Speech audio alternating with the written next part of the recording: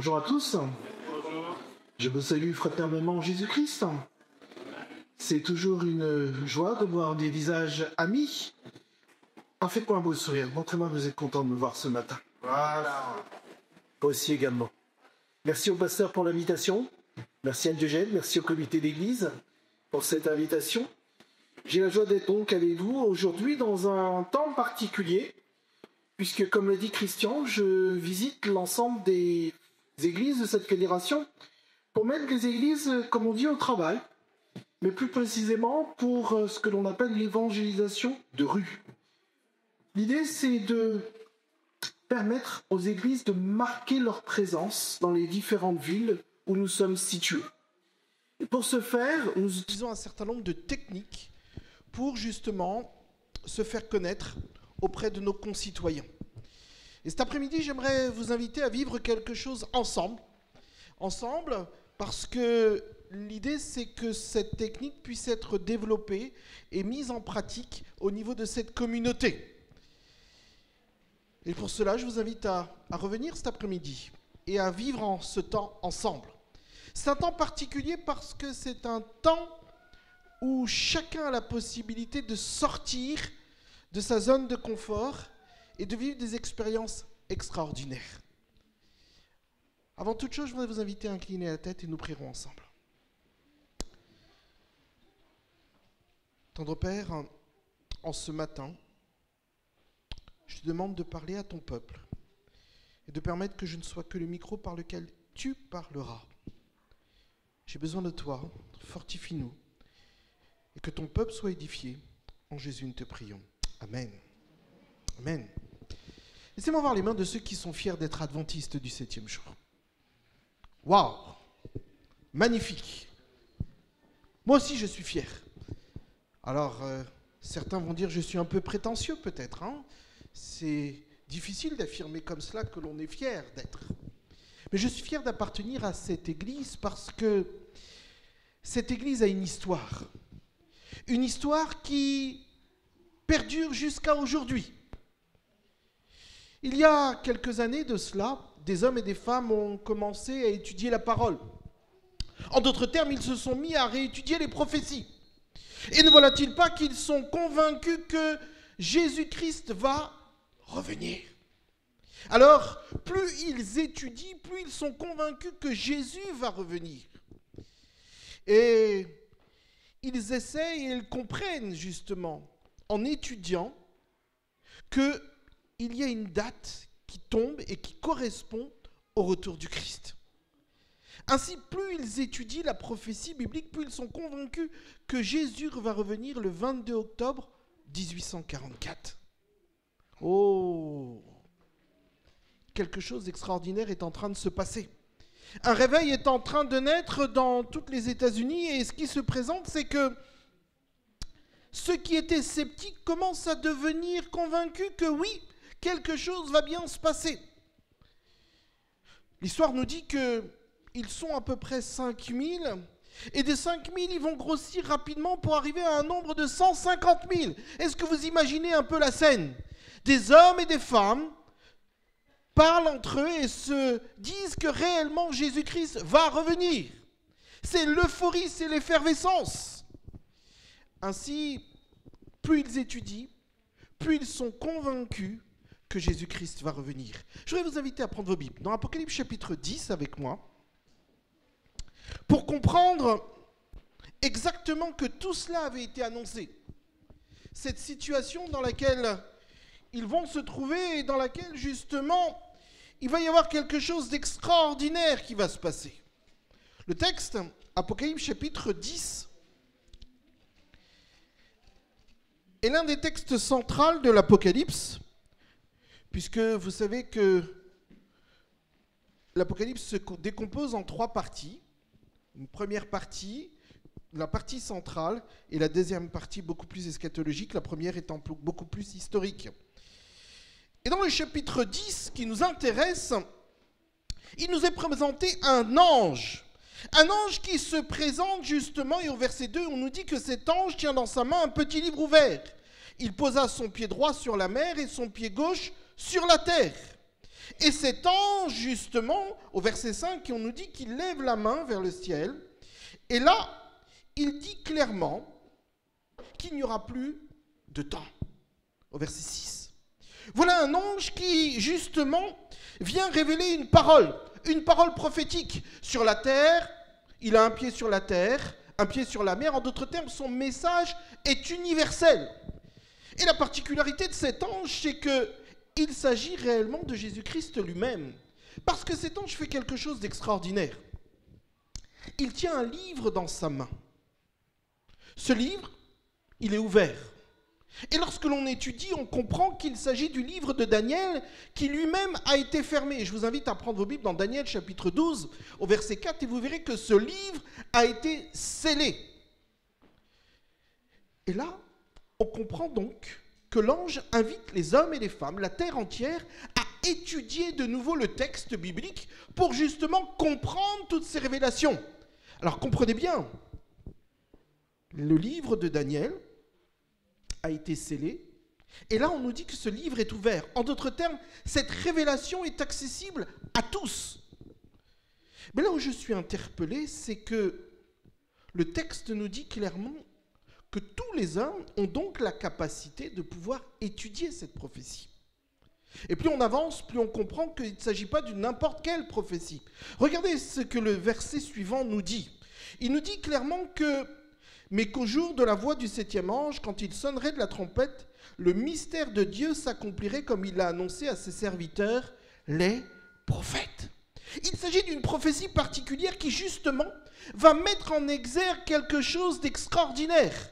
Et pour ceux qui ont étudié la leçon de cette semaine, vous avez compris que la prophétie tient en son centre, justement, la révélation de Jésus-Christ.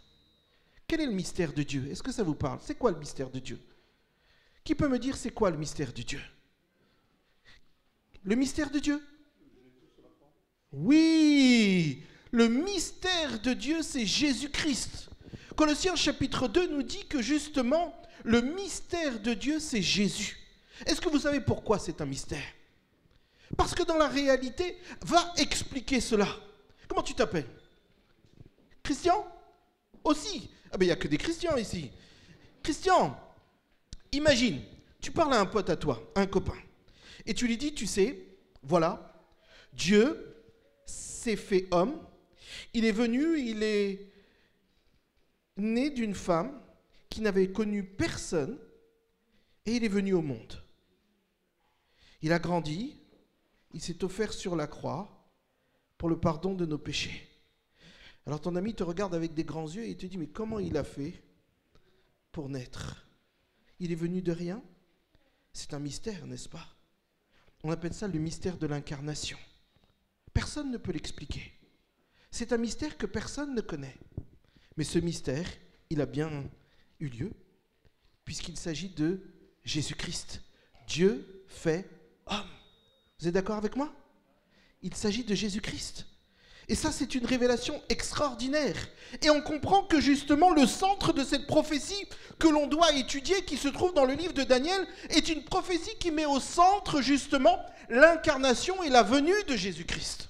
Et quand on étudie, on comprend, et je vous invite à étudier ce texte, et on comprend qu'il s'agit de Daniel chapitre 8, la prophétie des 2300 soirs et matins, qui au centre justement inclut une autre prophétie, celle des 70 semaines, qui nous permet de comprendre la venue et l'incarnation de Jésus-Christ. Oh, mon propos ce matin n'est pas de faire cette étude, et je pense que vous pourrez encore les faire et les refaire avec votre pasteur, mais c'est de simplement vous interpeller sur ce qui est en train de se jouer là. Des hommes et des femmes sont convaincus qu'il faut donc étudier cette prophétie des 2300 soirs et matins. Et ils vont l'étudier. Et plus ils l'étudient, plus ils sont convaincus que Jésus va revenir en 1844. Et comprenez bien ce qui est en train de se passer, parce que c'est ce que nous dit le texte prophétique. Alors qu'ils sont en train d'étudier ce texte et qu'ils sont convaincus, regardez le verset 8. Et j'allais vers l'ange en lui disant de me donner le petit livre. Et il me dit, prends-le et avale-le. Il sera amer à tes entrailles, mais dans ta bouche, il sera doux comme du miel. Que veut dire prends-le et avale-le? Ézéchiel va nous dire clairement que lorsque l'on te dit prends et mange, ça veut dire étudie la parole de Dieu. Étudie la parole de Dieu. Et voilà des hommes et des femmes qui étudient. Ils prennent, ils mangent, ils sont convaincus donc de quelque chose et que quelque chose va se passer. Et ne voilà-t-il pas que ces hommes, ensemble, sont tellement convaincus qu'ils vont propager cette bonne nouvelle sur l'ensemble du territoire. Et comprenez bien que c'est une belle nouvelle parce qu'il s'agit de la révélation de Jésus-Christ. Ils comprennent l'étude prophétique du livre de Daniel. Mais quelque chose va se passer. Regardez le verset 10. Je pris le petit livre de la main de l'ange et je l'avalai. En d'autres termes, je l'ai étudié. Il fut dans ma bouche doux comme du miel. C'est magnifique lorsqu'on étudie la parole de Dieu. C'est quelque chose d'extraordinaire. Cette parole, elle nous pénètre et elle nous permet justement... Elle nous permet de connaître Jésus-Christ. Et lorsqu'on connaît Jésus, c'est tout comme du miel, n'est-ce pas? C'est quelque chose d'extraordinaire. Mais quand je l'eus avalé, mes entrailles furent remplies d'amertume. Et oui, plus ils étudient, plus ils comprennent, et ils sont convaincus de quelque chose d'extraordinaire. Le 22 octobre 1844, Jésus-Christ revient. Imaginez toute cette foule rassemblée, qui lève les yeux au ciel et qui attend de voir Jésus-Christ revenir. 23 octobre 1844, pas de Jésus. 24 octobre 1844, pas de Jésus. 30 octobre 1844, toujours pas de Jésus. Et là, vous comprenez qu'il va se passer quelque chose que le texte décrit comme une grande amertume.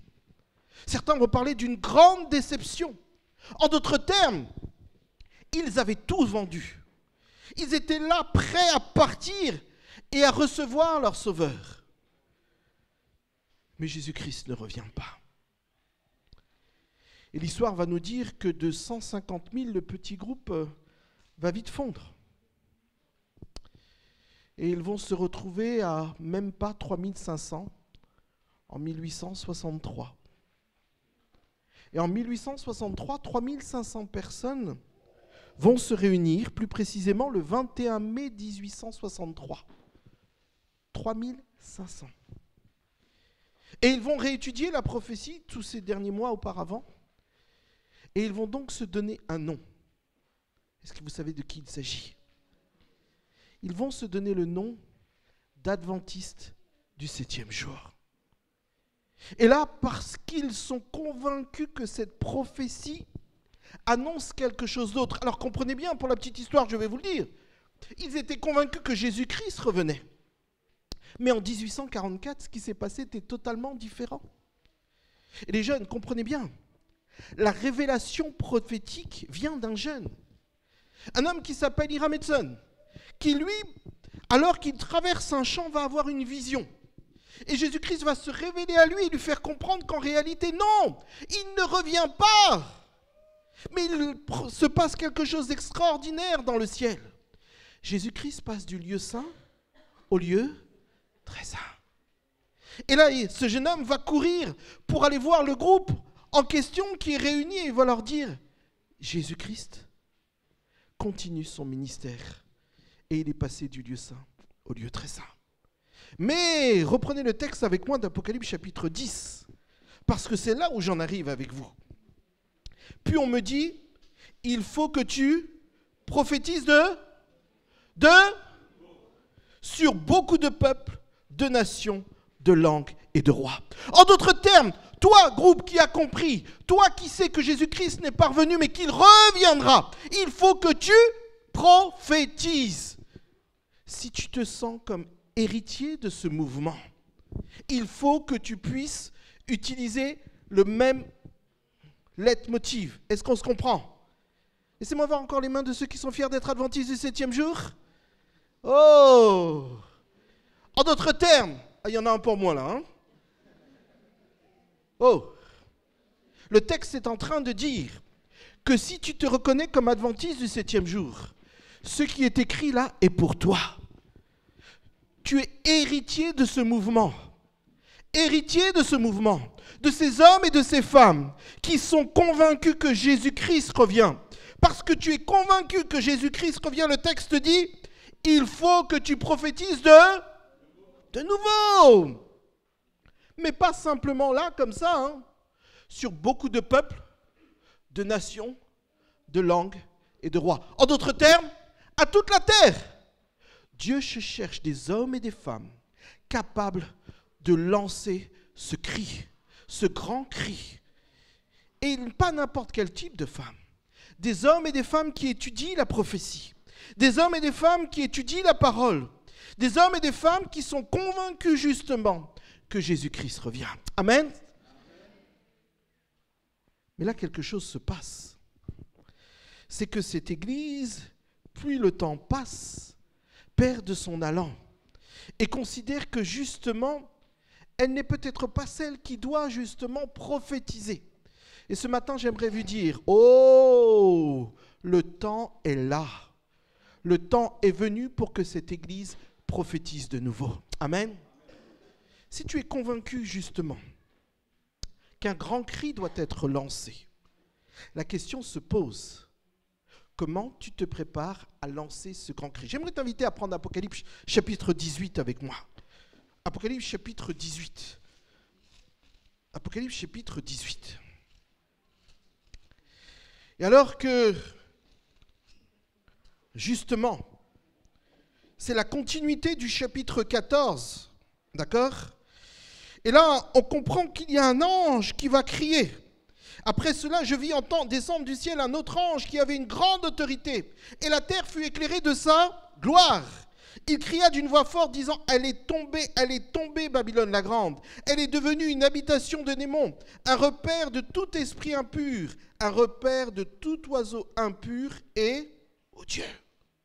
Là, il y a un ange qui crie, mais qui crie encore plus fort. Rappelez-vous au chapitre 14, cet ange va dire simplement, elle est tombée, Babylone. Il s'agit là d'une affirmation. Babylone n'a plus de pouvoir sur les enfants de Dieu. Amen. C'est quelque chose d'extraordinaire. En d'autres termes, ce système politico-religieux ne peut plus vous asservir. Mais là, le texte est en train de me dire que l'ange crie encore d'une voix forte. En d'autres termes, le message, il est pressant, il est pour maintenant. Ce n'est pas quelque chose qui... c'est la même chose, mais dit beaucoup plus fort. Pour un peuple là qui doit simplement comprendre que le temps est venu. Rappelez-vous de ce que dit le texte. Et la terre fut éclairée de sa gloire. Il s'agit là d'un message extraordinaire, du message de la justification par la foi qui éclaire le monde. Oh, il faut être conscient de cela. Nous avons un message extraordinaire que le monde ne connaît pas, que les uns et les autres même ignorent et que beaucoup de chrétiens ne maîtrisent pas. C'est un message qui justement renverse parce que nous sommes convaincus que Jésus-Christ à la croix a tout fait pour nous. Amen. Mais ça ne s'arrête pas là. Parce que nous sommes convaincus que Jésus-Christ intercède pour nous. Mais ça ne s'arrête pas là. Parce que nous sommes convaincus que nous n'observons pas la loi pour être sauvés. Oh, nous n'avons pas de choses à pratiquer pour être sauvés. Mais c'est parce que nous sommes sauvés que nous observons. Est-ce que vous me comprenez? C'est l'inverse, totalement l'inverse.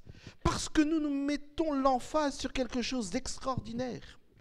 La justification par la foi. C'est un message extraordinaire qui dit à chacun d'entre nous et à chaque homme sur cette terre que s'il accepte Jésus comme son sauveur personnel, c'est Jésus en lui qui lui donne la force d'observer la loi. Oh, il n'y a pas de pénitence à faire. Il n'y a pas d'indulgence à acheter. Il n'y a pas justement une situation ou des choses à faire pour. En Jésus, le salut est offert. C'est quelque chose d'extraordinaire, mes amis. Et comprenez-le bien, cette Église avance avec un message extraordinaire parce qu'elle dit à tout chrétien que toi et moi, nous sommes déjà victorieux en Jésus-Christ. Nous prêchons la victoire sur le péché parce que ceux qui sont en Jésus ne pratique pas le péché. Oh, tu as un doute? Tu as un doute?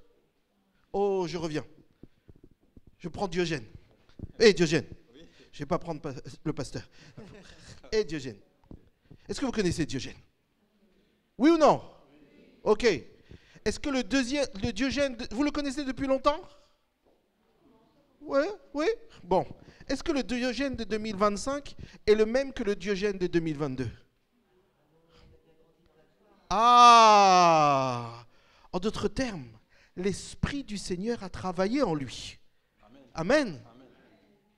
Mais quelque chose d'encore plus fort, comprenez bien. Est-ce que Diogène pratique le péché? Je veux croire que non, Diogène, n'est-ce pas? Eh, check. Ok. Ça veut dire quoi? Diogène ne se laisse pas le matin en se disant « Oh, ce matin, je vais aller voler mon voisin. » Hein? Diogène ne se lève pas le matin en disant « je vais aller courtiser ma voisine, voire plus. » Hein? Non. Ah! En d'autres termes, Diogène ne pratique pas le péché. Et c'est là où il faut être clair. Diogène ne pratique pas le péché. Et là, je voudrais que ce soit clair pour chacun d'entre vous. Beaucoup vont dire qu'il est impossible de... Non! Et regardez-vous, le péché n'est pas une pratique pour vous. Vous comprenez l'idée? On pratique du sport. C'est-à-dire c'est une activité régulière. Est-ce qu'on pratique le péché? On ne pratique pas le péché. Et sans aucune prétention, et excusez-moi, je peux dire que gloire à Dieu, Diogène ne pratique pas le péché. Amen. Amen. Et c'est ce que nous prêchons. Nous prêchons cette possibilité pour chacun que lorsqu'il a Jésus dans sa vie, il ne pratique plus le péché. Mais sachez une chose, s'il vous arrive de pécher, s'il vous arrive de tomber, parce que là il s'agit d'un accident, vous avez un avocat auprès du Père. C'est un message extraordinaire, n'est-ce pas? Ça, c'est l'évangile. Et c'est ce que nous devons prêcher. Je vous invite à prendre vos Bibles dans Romains. Romains chapitre 10 avec moi, pour bien le comprendre. Romains chapitre 10. Romains chapitre 10.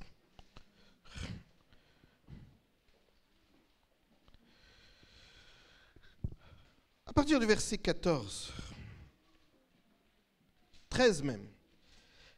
Car quiconque invoquera le nom du Seigneur sera sauvé. Comment donc invoqueront-ils celui en qui ils n'ont pas cru? Et comment croiront-ils en celui dont ils n'ont pas entendu parler? Et comment en entendront-ils parler s'il n'y a personne qui prêche? En d'autres termes, Dieu cherche des hommes et des femmes capables de lancer ce grand cri, de se préparer même à lancer ce grand cri. Le grand cri est quelque chose de particulier. Il s'agit de dire à tous ceux qui sont dans d'autres communautés ce que le Seigneur aussi a fait pour eux. Mais là, j'aimerais simplement dire à mon peuple qu'il faut se préparer et avoir l'habitude d'aller vers les autres. Parce que là, il s'agit d'une préparation globale, la préparation d'une communauté qui se met dans une dynamique d'évangélisation. Dieu fait de chacun d'entre nous une sentinelle. Rappelez-vous une chose. Nous sommes à l'époque dans une situation particulière puisque le royaume du Nord et le royaume du Sud ont été séparés.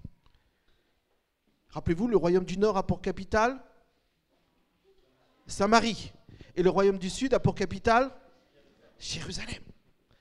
Et il se trouve que Élisée est prophète dans le royaume du Nord. Et là, ce royaume est assiégé. Et parce que ce royaume est assiégé, justement, on pense que tout le monde va mourir de faim. L'armée syrienne entoure le camp. Et pour beaucoup, c'est la faim. Alors qu'Élisée, lui, va dire et va prédire que bientôt, ce sera la délivrance, personne n'y croit. Un homme va même oser défier le prophète en lui disant « c'est impossible ». Et ne voilà-t-il pas que après des jours, des mois de siège, on se retrouve dans une situation où tout le monde est désespéré. Personne n'y croit. Et là, il y a une catégorie d'hommes. Ce sont les parias de la société. Personne n'en veut. Ce sont même, on pourrait dire, le rebut de la société. Ces hommes sont mal aimés, rejetés, laissés pour compte, parce que personne ne veut les toucher. Personne ne veut avoir de contact avec eux. Vous savez, il existe des personnes comme ça dans la société. Des gens, parce qu'on les voit, on se dit, oh là là, surtout pas de contact avec eux. Des gens que l'on met toujours de côté et qu'on considère que de toute manière, ils ne pourront jamais rien m'apporter. Et voilà-t-il pas que ces hommes, au nombre de 4, vont prendre une résolution. Et ils vont se dire que de toute manière, on est déjà mort. Alors, mort pour mort, comme personne ne veut de nous, eh bien, faisons ce que personne ne pense. Et ces hommes vont décider de faire quelque chose d'extraordinaire. Parce qu'ils sont, c'est vrai, désespérés, mais parce qu'ils se disent qu'il y a forcément une autre solution. Ils vont s'aventurer dans le camp ennemi. Vous imaginez cela? C'est quelque chose d'impensable. Alors que l'armée syrienne est là, ils vont décider d'aller dans leur campement.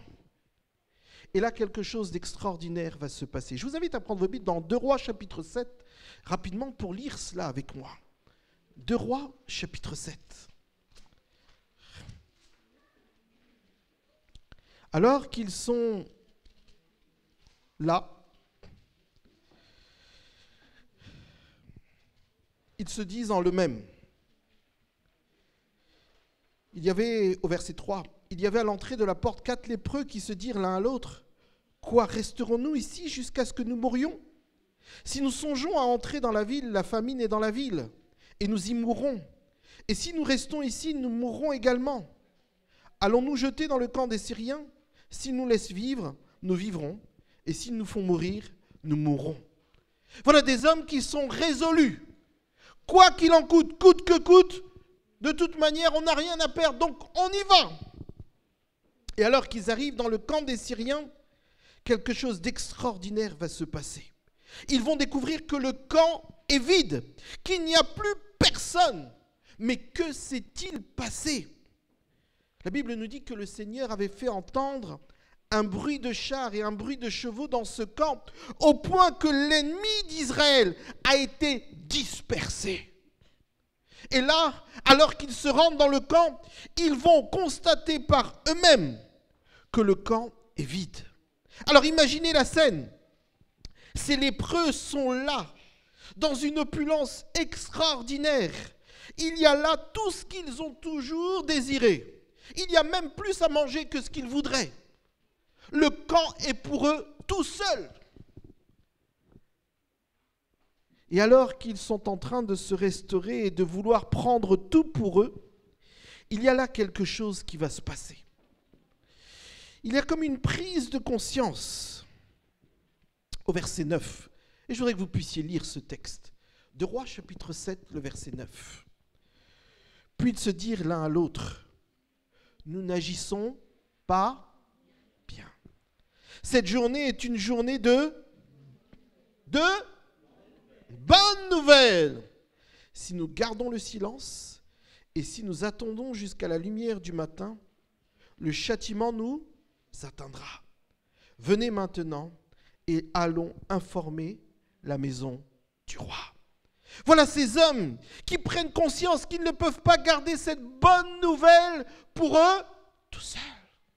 Parce qu'ils ont goûté à quelque chose d'extraordinaire. Et ils se disent, parce que c'est bon, je veux en faire profiter les autres. Vous comprenez là où je veux en arriver? Vous avez goûté à Jésus-Christ, n'est-ce pas? Amen.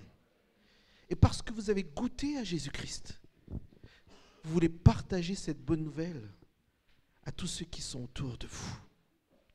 Et la question se pose, et se pose encore, pourquoi tant d'hésitation? Il n'y a pas si longtemps que cela, alors que nous faisions l'évangélisation de rue, alors comprenez bien, évangélisation de rue, c'est cette capacité d'aller à la rencontre des concitoyens. On met un chariot avec un certain nombre d'ouvrages dessus et les hommes et les femmes viennent se servir gratuitement. Mais il y a plusieurs amateurs que sont les membres et qui indiquent l'endroit où les uns et les autres peuvent venir prendre ces livres. Je suis près de ce chariot à l'église d'Amiens et là, il y a donc un homme qui vient et qui me dit de quelle confession êtes-vous?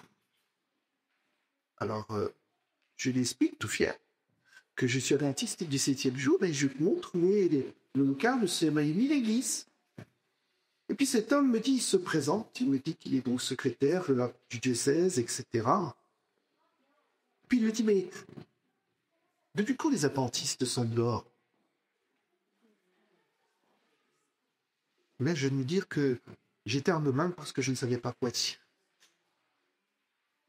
Cet homme était surpris que la communauté que je représente puisse aller au-devant des uns et des autres.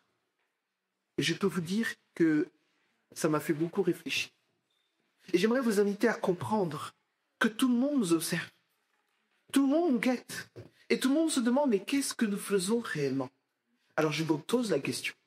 Est-ce que les Lillois savent qu'il y a une église adventiste en plein centre de l'île? Oh, je vous laisserai mon chacun le jugement. Mais la réalité, c'est que nous devons marquer notre territoire et notre présence. Pas simplement par fierté. Parce que le moment voulu, chacun doit savoir où il pourra trouver des hommes et des femmes qui prêchent la vérité. Il y a là une conviction extraordinaire à avoir. C'est que nous avons un message particulier pour un temps particulier. Et je vous invite encore à étudier les prophéties pour bien comprendre. Vous savez, il y a quelques années de cela, j'ai été en vacances dans le sud de la France, le sud-ouest quand même. Alors, je suis comme beaucoup, issu des îles, et moi j'aime beaucoup la mer chaude. Qui aime la mer? Ah, je pense que vous êtes comme moi, vous aimez quand la mer est bien chaude, n'est-ce pas? Mais j'ai fait comme un gars un peu désespéré parce que j'avais pas les moyens d'aller aux Antilles cette année-là. Alors, avec la famille, on va dans le sud-ouest. Bon, j'ai rien contre les mers de France, contre le lien, mais bon, c'est pas les Antilles, quoi. Et là, je me retrouve donc en Aquitaine, sur un océan assez mouvementé, comme on va dire, pas très chaud, mais c'est la mer. Et comme j'ai de la mer, je cours et je vais dans la mer. Et là, je commence à nager et je suis content d'être dans l'eau, donc bien qu'on sent froide au départ. Et à ce moment-là, j'entends des sifflets. J'entends quelqu'un qui n'arrête pas d'appeler et d'interpeller. Et là, je me dis, mais peut-être que c'est pour moi, mais je continue. Et à ce moment-là, le bruit, vous savez, quand vous êtes dans l'eau, vous n'entendez pas très bien. Donc on commence à relever la tête et je comprends que c'est à moi que le monsieur t'appelle. Et là, je me dis, mais qu'est-ce qui se passe? Qu'est-ce que j'ai fait? Et au moment même, je commence à me relever, quelque chose se passe. Je perds un caleçon. Et là, je comprends, on rigole pas, que je comprends que quelque chose est en train de se passer. Le monsieur est en train de m'interpeller parce que là où je suis, c'est dangereux. Parce qu'il y a des courants.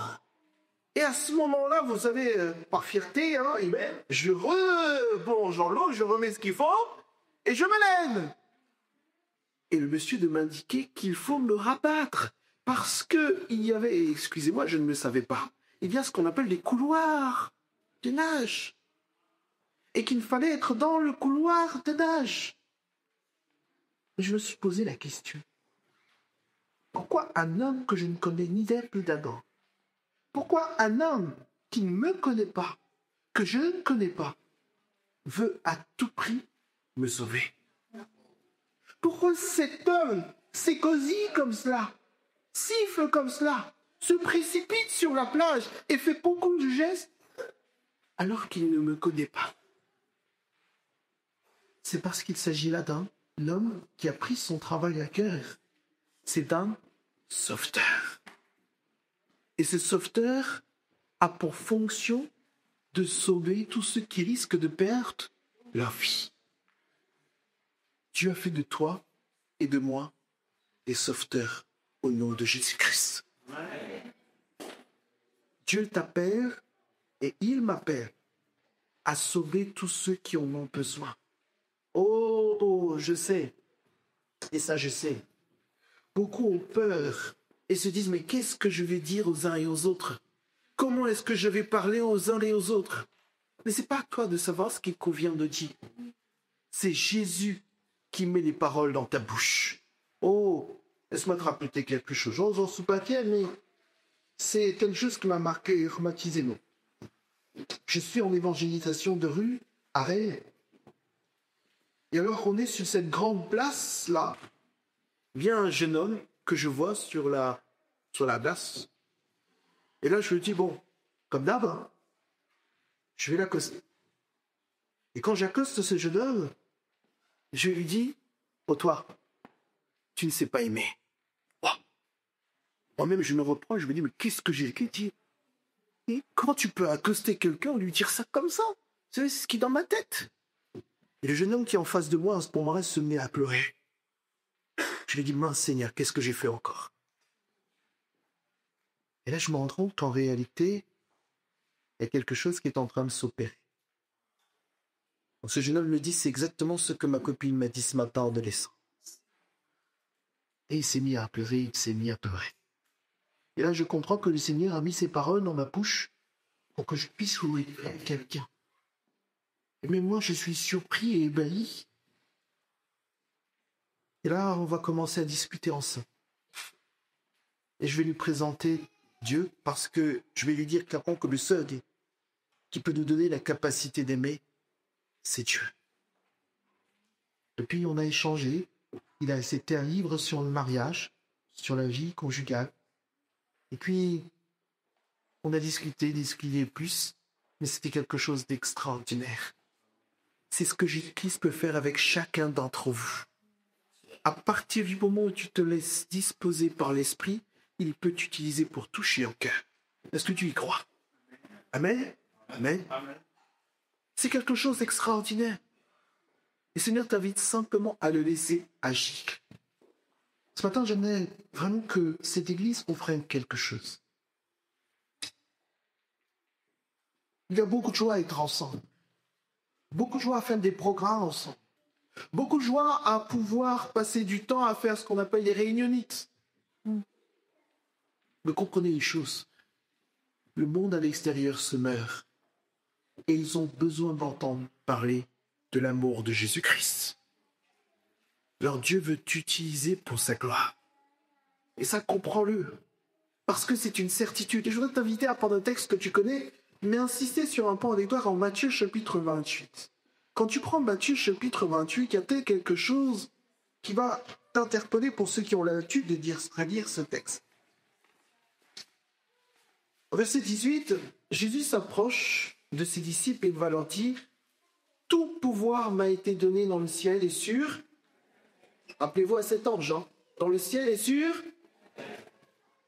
Et là, il va leur dire « À des fêtes de toutes les nations des disciples, les baptisant au nom du Père, du Fils et du Saint-Esprit. » C'est un texte que vous connaissez, c'est un ordre de mission qui est pour tout le monde. Mais regardez ce qu'il est dit. Parce que tu es dans cette dynamique du partage de la foi, parce que tu es dans cette dynamique de t'intéresser aux autres, parce que tu es dans cette dynamique, le Seigneur va te dire, et voici, je suis avec vous tous les jours jusqu'à la fin du monde.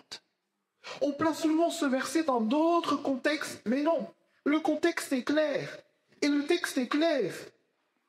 Et voici, je suis avec vous tous les jours jusqu'à la fin du monde. En d'autres termes, lorsque je suis dans cette dynamique missionnaire, lorsque je suis dans cette dynamique du partage, le Seigneur me dit, je suis avec toi tous les jours. Alors de quoi as-tu peur? De quoi as-tu peur? Le Seigneur est avec toi tous les jours quand tu es dans cette dynamique. Alors frères et sœurs, j'aimerais réellement qu'il y ait beaucoup de sauveteurs à Lille. Et je vous invite à faire cette expérience de foi, à ce que cette église puisse se mettre en mouvement et comprendre qu'à travers ce type d'expérience, parce que nous le vivons, et nous le prêchons et nous le mettons en œuvre. Bon, laissez-moi vous partager ce que j'ai vécu à Metz il n'y a pas très longtemps, et quelques faits. Nous sommes dans la rue de Amex, et avec le chariot, voilà.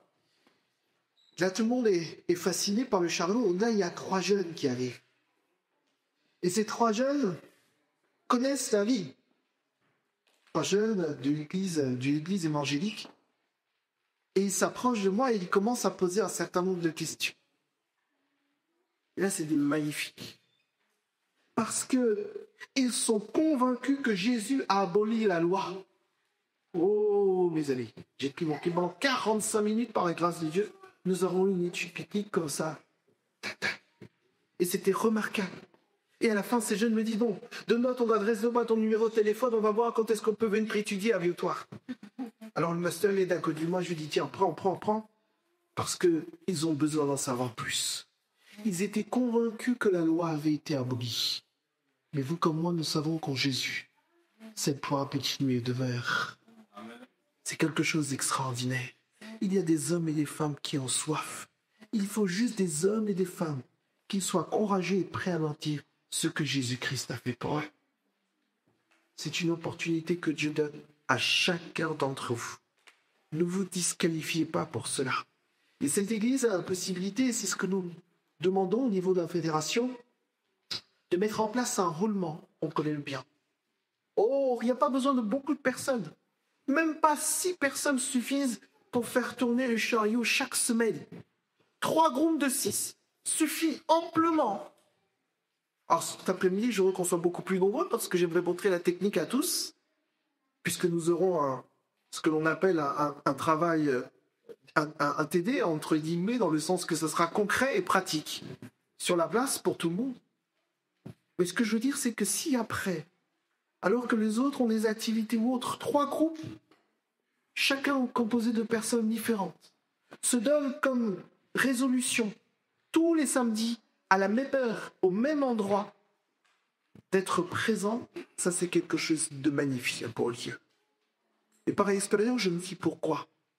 Parce que quand je devais donner un livre à quelqu'un, le samedi 3, et que cette personne a pris le livre, elle a besoin de savoir le samedi 10 qu'elle pourrait trouver la personne à qui elle a pris le livre. Mais si la personne n'est pas au rendez-vous, eh bien, elle ne saura plus vers qui se tourner. Vous comprenez pourquoi il est important de marquer son territoire et d'être régulier? Parce que l'on peut avoir des contacts extraordinaires. Mais après, il y a quelque chose qui doit être mis en place. C'est que cette communauté doit être prête à accueillir tous ceux qui viendront. Tels qu'ils sont. Ça, c'est un autre sujet. Et je laisse là le travail au pasteur pour ça. Mais une chose est sûre. Si vous prenez la résolution d'être des sauveteurs pour les Lillois, Dieu vous bénira. Alors laissez-moi voir une main de tous ceux qui veulent être sauveteurs pour l'Éternel ce matin. Ah, je veux voir. Ah, mais ben, ça tu peux regarder, hein. Là tu vois tout des mises, hein. Voir. Alors je te demande vous cet après-midi, au nom de Jésus, à partir de 15h. Que Dieu vous garde et bénisse. Amen.